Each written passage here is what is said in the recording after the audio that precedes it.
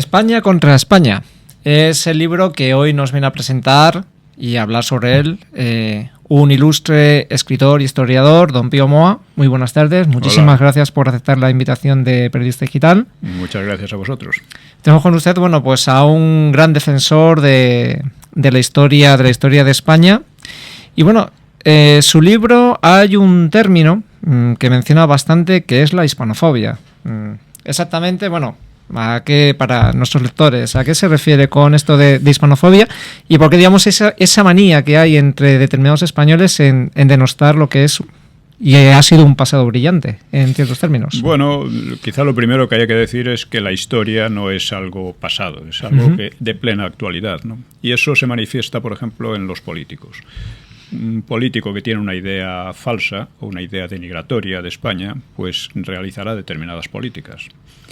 Y lo que vemos actualmente es que la mayor parte de los políticos tiene efectivamente o una idea muy escasa o una idea francamente falsa de la historia de España. Y es lo que he llamado la hispanofobia, es decir, la aversión a España, la tendencia siempre a pensar o a creer que nuestra historia es un desastre, que nuestra cultura no vale gran cosa, etcétera, ¿no? Esto es lo que he llamado hispanofobia. Aversión a España, en definitiva, aversión a lo hispano, ¿no? Y es una verdadera enfermedad moral porque incluso países de poca proyección histórica sienten el orgullo y el cariño hacia su propio país. Mientras que aquí España es uno de los países que más se ha influido en la historia universal y sin embargo hay ese despego y esa aversión, ¿no? Entonces yo he querido explicar de dónde viene eso. He procurado investigar un poco el problema. En todos los países hay siempre personas contrarias o críticas a su propia historia y esto no es malo. En realidad es bastante bueno porque evita esa especie de patriotería o beatería nacionalista que es muy peligrosa, ¿no? Pero claro, una cosa es ese espíritu crítico, ese poco deseo de caer en la beatería, vamos a decir, y otra cosa es este afán autodenigratorio. Y esto, que existió siempre, pero en pequeña medida, se acentuó sobre todo a raíz del 98, del desastre del 98, o sea, de la guerra con USA, ¿no? Con Estados Unidos. De repente, pues, a casi todo el mundo, a casi todos los intelectuales, o por lo menos a los de más proyección entonces, pues les dio por decir que España era un desastre, ¿no? Que España, lo decía Ortega, ¿no? España había tenido una historia equivocada, una historia un poco sin pies ni cabeza, anormal, enferma, en fin, empleaban todos estos epítetos, tanto él como Costa, como los regeneracionistas en general, ¿no? Y fue en ese momento también cuando aparecen los separatismos. Antes los separatistas eran cuatro gatos que eran mirados como, lo explica Cambó, ¿no? En sus memorias, los separatistas catalanes, y lo mismo pasaba con los vascos, ¿no? Pues eran unos pocos que la gente miraba como cuatro chiflados y no les daba mayor importancia. Pero a partir de entonces, del 98, empiezan a conseguir concejalías, en fin, van aumentando su influencia política, ¿no? Y su mensaje es siempre el mismo. Es muy parecido al de los regeneracionistas. La historia de España es un desastre, España siempre ha oprimido a los vascos y a los catalanes, una cosa absurda, radicalmente absurda, ¿no? Pero lo decían así, además combinado con un racismo ridículo, ¿no? Y claro, si en el otro lado, entre los que se supone que defendían a España, decían lo mismo, que España había sido había tenido una historia equivocada, o sea, una historia absurda, anormal, pues claro, ellos decían, pues vamos a acabar de una vez con esto, separémonos, mientras que los otros decían, vamos a regenerar a España. Pero no puedes regenerar un país al que en el fondo desprecias, al que estás diciendo que su historia ha sido una equivocación. Y menos lo pueden regenerar unas personas, unos intelectuales, que en gran medida eran unos señoritos. Es decir, eran gente que al mismo tiempo que se planteaba más o menos como crear una nueva nación. Eso es una tarea ingente, ¿no? Y más partiendo de un país como España, con la historia de España, ¿no? Pero ellos, y al mismo tiempo, detestaban la restauración, el régimen de la restauración, que era un régimen liberal y que estaba estaba realmente mejorando a España después del desastre que fue el siglo XIX, ¿no? Entonces, a pesar de toda su palabrería y tal, ellos lo que hacían era procurar hacer oposiciones para entrar en el Estado, entrar como funcionarios y tal. Eso, o sea, eran gente que tenían esa doble mala cualidad. Por una parte, detestar, o sea, trazar una historia falsa de España, falsa y denigratoria, y por otra, presentarse como regeneradores cuando en realidad ni eran hombres de acción, ni eran hombres de gran proyección histórica, ni eran hombres capaces de sacrificarse por aquello en lo que decían creer. Mientras que, por ejemplo, en el caso de Sabino Arana, en el caso de Prat de la Riba, los separatistas, pues eran gente que eran unos iluminados, pero verdaderamente estaban dispuestos a sacrificarse y a hacer mucho, y a trabajar mucho en función de lo que decían. Estos otros no, los regeneracionistas no, eran simples charlatanes que vivían muy bien, procuraban seguir viviendo bien y ya está. Además, siempre se ha querido dar por parte, digamos, de estos, entre comillas, intelectuales, una imagen como que España en su momento fue una nación cuyas conquistas eran pues poco menos que arrasaban allá por donde iban, como si hubiese sido además la única nación que en esas conquistas renacentistas era la única nación que hubiese arrasado con todo, cuando, bueno, hay ejemplos que otras naciones han sido igual o incluso mucho más beligerantes y mucho menos respetuosas precisamente con lo que se encontraban en esos países de destino. Hombre, en toda obra humana hay siempre sus pros y sus contras, hay sus costes y sus beneficios, ¿no? España no arrasó gran cosa. España, vamos a partir de algo que generalmente se ignora. O sea, si usted pregunta a alguien cuál es el país que tiene una historia naval más importante, solamente dirán que Inglaterra. Y es falso. Y sin embargo, es España. Porque fueron los españoles, los barcos españoles, los primeros que cruzaron el Atlántico y el Pacífico, que unieron a todos los continentes, crearon rutas comerciales, etcétera, etcétera, ¿no? Cuando los ingleses entran es ya posteriormente y sobre los amplios caminos que había abierto España. O sea, hombre, la historia naval inglesa es importantísima, ¿no? Pero si la comparamos con la española es superior, ¿no? Esto nadie lo tiene en cuenta. O sea, cuando España estaba descubriendo los continentes, recorriendo todo el mundo en sus barcos, etcétera, los ingleses y los franceses, los holandeses, solo eran capaces pues, de hacer piratería o tráfico negrero y cosas por el estilo. Y luego la conquista de América, como todas las conquistas, pues fue sangrienta, claro. Pero no fue sangrienta ni pudo serlo mucho, porque eran 4 gatos los que iban allí. Porque además usted lo reseña en el libro, porque también es otro gran error, no sé si es por una cuestión, digamos, de complejo típicamente español, que parece que nos quedamos ahí anclados en el desastre de la Armada, de Felipe II, cuando realmente fue casi un capítulo anecdótico, porque el poderío naval todavía siguió varias décadas después. Al año siguiente de la Gran Armada, o Invencible, como la llamaban los ingleses, pues los ingleses intentaron una contraarmada y reunieron todas sus fuerzas navales, que eran muy importantes, y las llevaron contra Portugal y contra las Azores, con vistas a separar a Portugal de España y a causar el mayor desastre posible, ¿no? Bueno, fue un desastre completo. O sea, la reina Isabel quedó arruinada, o sea, los barcos ingleses fueron unos destruidos por los españoles y otros fueron por las tormentas. Un poco como pasó con la Invencible, con la diferencia que en la Invencible casi todos los barcos españoles fueron destruidos por las tormentas. Los ingleses apenas consiguieron hundir 2 o 3, ¿no? En este caso fueron mucho más los ingleses que llevaron caña, vamos a decirlo así. Pero en fin, eso demuestra que la historia no es conocida. Incluso mucho más tarde, en pleno siglo XVIII, los ingleses creyeron que era el momento oportuno de liquidar el imperio español en América y lo atacaron tratando de estrangularlo por su zona más importante, o sea, donde estaba el núcleo del tráfico español, ¿no? Cartagena de Indias y tal. Y bueno, organizaron la mayor armada que se había visto en la historia y fue derrotada y fue un desastre completo. Bueno, pues es decir, la historia naval española es importante.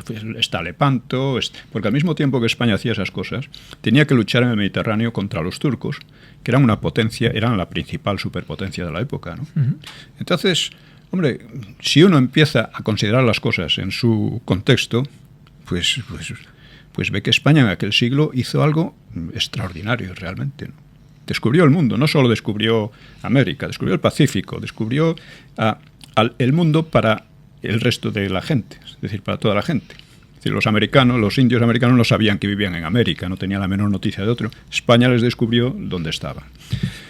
Y en cuanto a las miserias de la conquista, pues en gran medida todo esto nace de un fraile medio loco, yo creo, que era Bartolomé de las Casas, que hizo una relación de la destrucción de Indias que es tan demencialmente exagerada y tan absurda en todos los datos que da, que lo lógico es cualquier persona con mínimo sentido crítico los hubiera rechazado. Pero claro, vino muy bien a la propaganda protestante, vino muy bien a la propaganda francesa, de todos los enemigos de España, y eso ha seguido. Y lo que pasa es que la esencia de la leyenda negra fue recogida por mucha gente después del 98. Porque vieron en el desastre del 98 como diríamos, la demostración de que España había ido mal. La prueba es que había llegado a fracasar. Pero claro, al final todos los imperios fracasan, todas las naciones fracasan de alguna u otra manera. Claro, y en la historia hay subidas y bajadas, ¿no? Para todo el mundo, no solo para España. A este tipo de, digamos, de gente que parece ser que le hubiera gustado otro tipo de historia en España, que se hubiese dado, los acontecimientos hubiesen sido diferentes. Solamente le voy a leer un pasaje que, bueno, lo recoge usted en el libro. No es un artículo de usted, es un artículo que usted glosa, pero seguro que le va a sonar además rápidamente el autor. 2 líneas.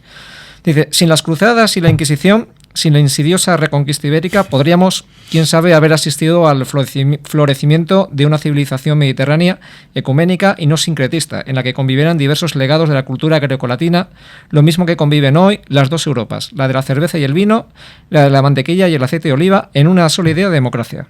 Este artículo lo escribió finales del año 2006, principios del 2007, Juan Luis Cebrián. Bien, eso que es una sandez del principio al final, lo comento en el libro precisamente, porque es algo tan extremadamente estúpido que uno se pregunta. Claro, es lo que decía al principio, la historia no es pasado, es actualidad. Y esta gente que obra que piensa, que influye en la política, porque claro, Juan Luis Cebrián ha sido muy influyente en la política española, ha sido un intelectual que ha sido seguido por el PSOE, en gran parte por el PP, por la derecha también. Y lo que hace en esos párrafos, que no puedo detenerme ahora en analizarlo porque tampoco vale la pena, pues es hacer una contrahistoria diciendo que todo hubiera sido mejor si no fuera por estas cosas, ¿no? No, las cruzadas ocurrieron y sin duda los que lo hicieron lo creyeron necesario. La Inquisición es otro de los temas que trato ahí, porque también ya hay que acabar con esa leyenda absurda que hay sobre ella, ¿no?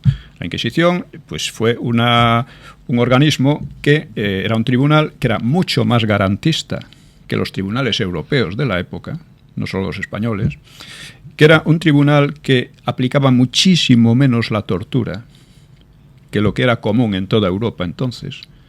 Fue un tribunal en ese sentido bastante avanzado. Y en cuanto a sus víctimas, pues claro, actualmente como consideramos que el tener otra religión, pensar de otra manera, etcétera, que es normal, pero entonces no lo pensaba nadie en ningún sitio, porque se consideraba la religión un elemento básico de la cohesión social. Entonces iba sobre todo contra los judaizantes, es decir, contra los conversos que seguían siendo judíos, porque consideraban que estaba corroyendo la sociedad cristiana, y contra los protestantes, ¿no?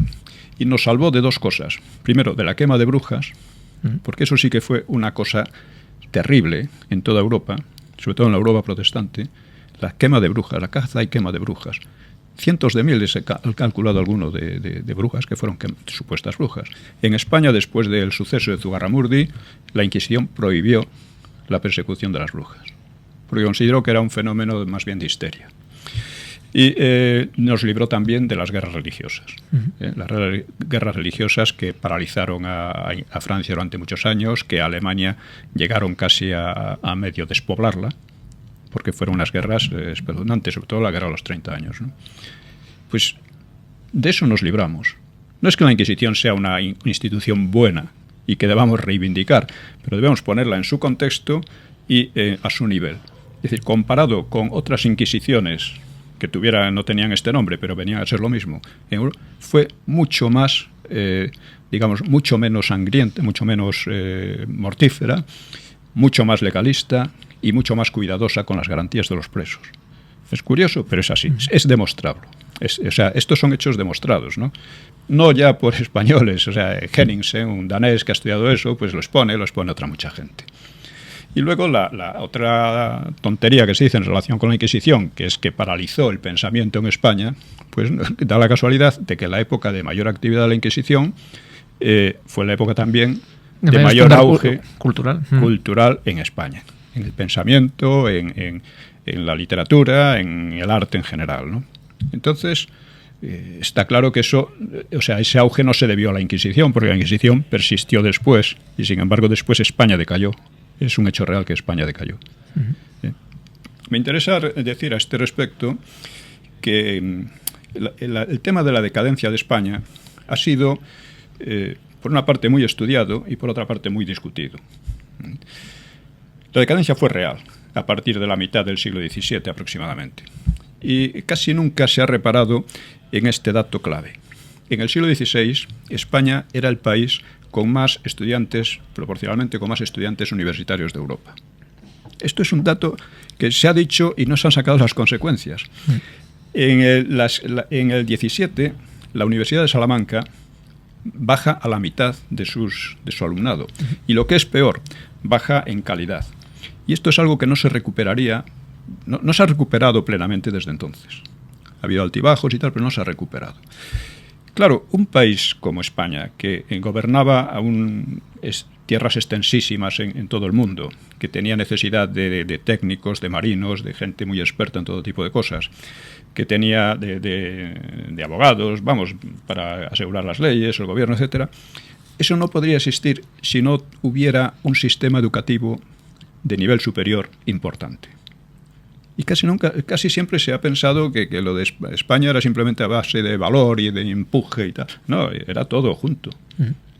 Los conquistadores eran gente que eran capaces de hacer barcos en plena selva y navegar con ellos. O sea, no eran mindundis, ¿no? Ni medio locos, ni pastores de cerdos, como se les ha presentado muchas veces, ¿no? En conjunto eran otra cosa. Fundaban ciudades, etcétera, ¿no? Y eso... También por ejemplo, he tenido hace poco alguna polémica con unos indigenistas bolivianos, ecuatorianos y tal, que hablaban de las matanzas de los españoles, o hablaban del oro que se llevó a España. Mire usted, el oro, en pago al oro que salió de allí y que para los indios no significaba nada porque no tenía valor económico ninguno, era simplemente adornos, ¿no? En pago a ese oro están las universidades, están las imprentas, están las obras públicas, están las ciudades, que siguen siendo las ciudades más bellas de América, las ciudades construidas por los españoles, están 1000 cosas más. Están una mejor alimentación a base de proteínas con los animales que se llevaron allí. Por supuesto, España se llevó de allí también muchas plantas, desde el café, el tabaco, muchas más, la patata, el maíz, ¿no? Que han sido fundamentales luego en la alimentación europea, ¿no? Pero en el comercio, en definitiva, ellos ganaron mucho más. Además, los indios no fueron exterminados, no hay más que ir por allí y ver y compararlo con el norte de América. Comparado con el norte de América.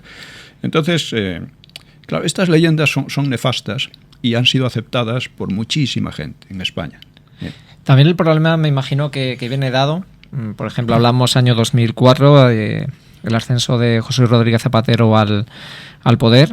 Y ahora, pues, en el año ya prácticamente que lleva el Partido Popular, el hecho, digamos, de habernos, digamos, subordinado y de que se haya intentado vender, digamos, una historia diferente de España. Zapatero, por ejemplo, con su alianza de civilizaciones, con estos socios que se ha buscado en Sudamérica, y luego con un Partido Popular que, lejos, digamos, de deshacer, digamos, este entuerto del Partido Socialista, pues prácticamente lo ha asumido.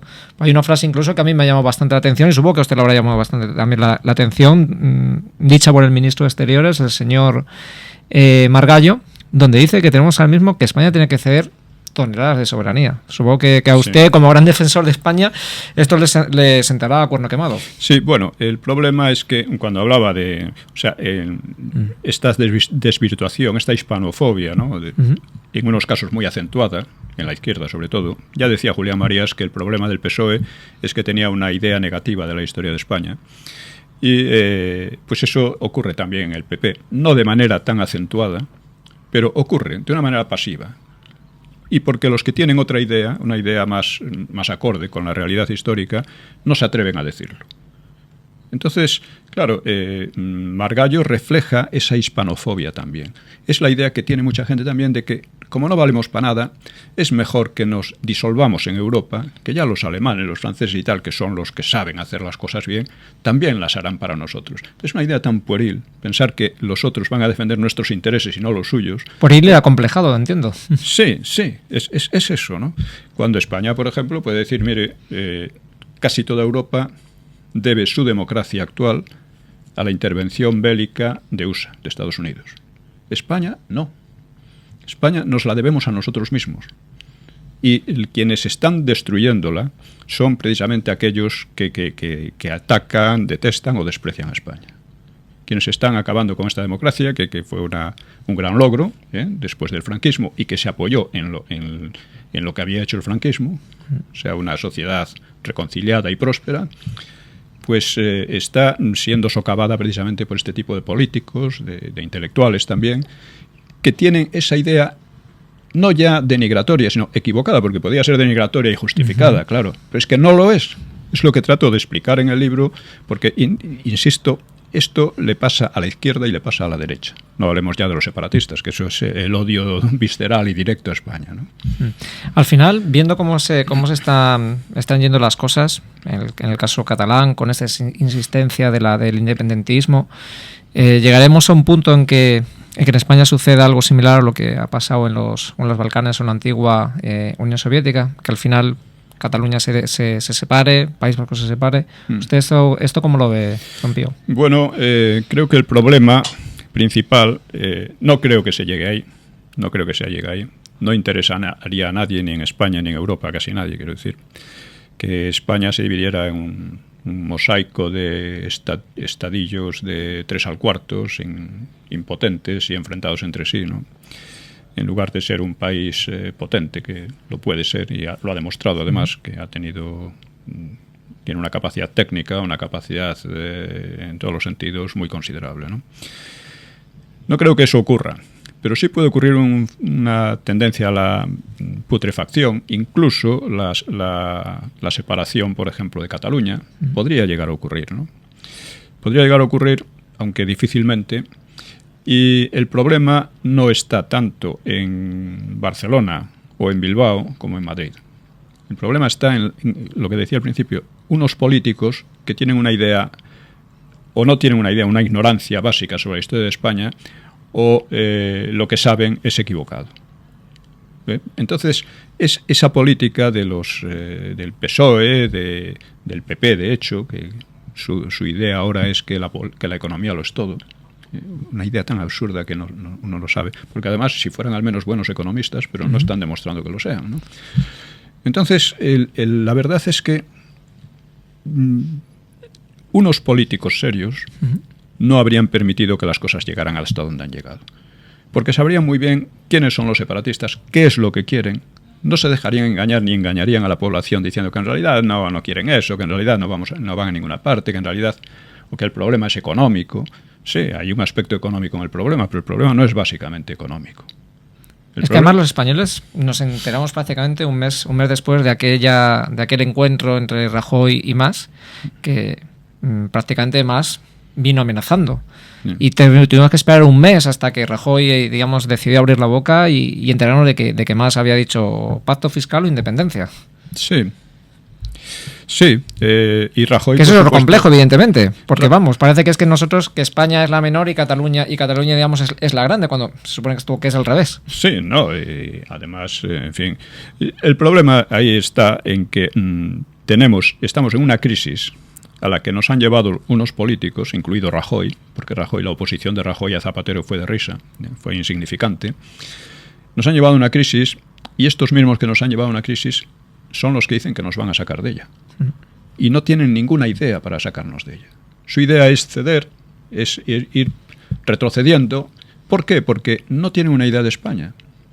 O sea, la idea de Rajoy cuando dijo aquello de que la economía lo es todo, no es que fuera una frase que le salió así, todo el mundo dice a veces frases absurdas que luego a lo mejor se utilizan contra él, pero que no responden a su verdadero pensamiento, ¿no?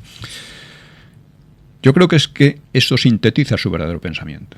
Después de hablar con Mas, vino diciendo, hemos hablado de la economía, ¿qué es lo que realmente importa? Usted no está en sus cabales. Por supuesto que la economía importa, pero importan otras muchísimas cosas. Importa que estos señores quieren separarse de España, quieren separar a Cataluña de España. Y ese es su objetivo. Y van por un lado, van por otro, hacen movimientos tácticos de adelante, hacia atrás, etcétera, pero siempre estarán ahí molestando porque, y haciendo peligrar la unidad de España, porque es lo que realmente quieren. Porque desprecian a España, odian a España. Y los políticos de Madrid desprecian a España también. No es que la odien, pero la desprecian. Les da igual. En definitiva, como decía Margallo, vamos a ceder toneladas de soberanía que, total, ¿qué es España? Al final, o sea, es la concepción de que la soberanía o el Estado español no son ellos los que están para servirlo, sino que están para servirse de ellos. Están para servirse de la soberanía española, no para servir a la soberanía española. Es una mentalidad que solo puede ocurrir en un país que o está completamente degradado, y yo creo que España no lo está todavía, aunque está muy degradada, eso es cierto, o que, en fin, que quieren acabar con España de una manera u otra, les da igual. Eso es un peligro terrible.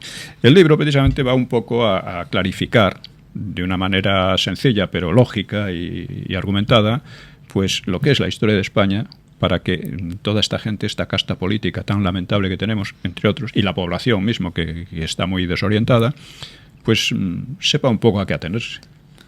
A mí, ya para ir finalizando, hay una parte del libro, es casi además prácticamente al principio, me llama la atención únicamente quizá a lo mejor por lo fuerte que es la apreciación. Usted habla de que el PSOE de Zapatero, bueno, pues alentó una serie de cosas, el matrimonio entre homosexuales, el tema del laicismo, la permisividad del sexo entre edades, digamos, pues más reducidas de lo normal, pero incluso usted habla de que se permitió hasta la pederastia. ¿No es un poco fuerte esa afirmación? Sí, bueno, vamos a ver. Generalmente se considera que los niños lo son hasta los 14 años. Si usted dice que pueden tener relaciones sexuales a los 13 o a los 12 o algo así, bueno, porque van a tenerlas entre ellos, pueden tenerlas con una persona mayor. Por otra parte, la mentalidad que ellos exponen es que la sexualidad es simplemente pasarlo bien. Si lo pasas bien, lo puedes pasar bien de cualquier manera. Puede ser con niños, puede ser con animales, puede ser de cualquier manera, si ese es el fondo y la cuestión básica. O sea, ellos trivializan la sexualidad de una manera terrible. Y las consecuencias las estamos viendo de muchos modos, ¿no? En fin. Entonces, sí, el problema es que ellos no pueden decir que están a favor de la pederastia porque la sociedad los rechaza muy fuertemente. Pero no tienen ningún argumento en contra de ella. Observe cómo hacen como que se escandalizan cuando sale un cura pederasta, que normalmente son homosexuales también. Hacen como que se escandalizan y se rasgan las vestiduras, cuando en realidad están fomentando una situación que permitiría el paso a la pederastia, a considerar la pederastia una cosa normal. Ya digo, desde el momento en que ellos consideran la sexualidad simplemente un pasarlo bien, un divertirse, o pues eso puede servir para todo. Para niños, ya digo, para animal, cualquier forma de sexualidad. Bien, si ellos dicen eso, pues que sean consecuentes.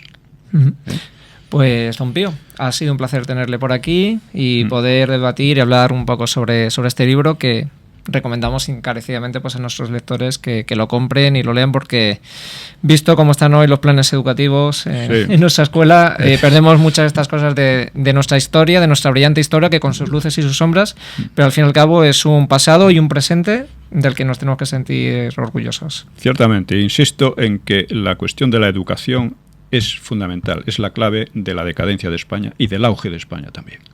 Pues don Pío, un placer y encantado de haberle tenido por aquí en nuestros estudios. Encantado, muchas gracias. Gracias a usted.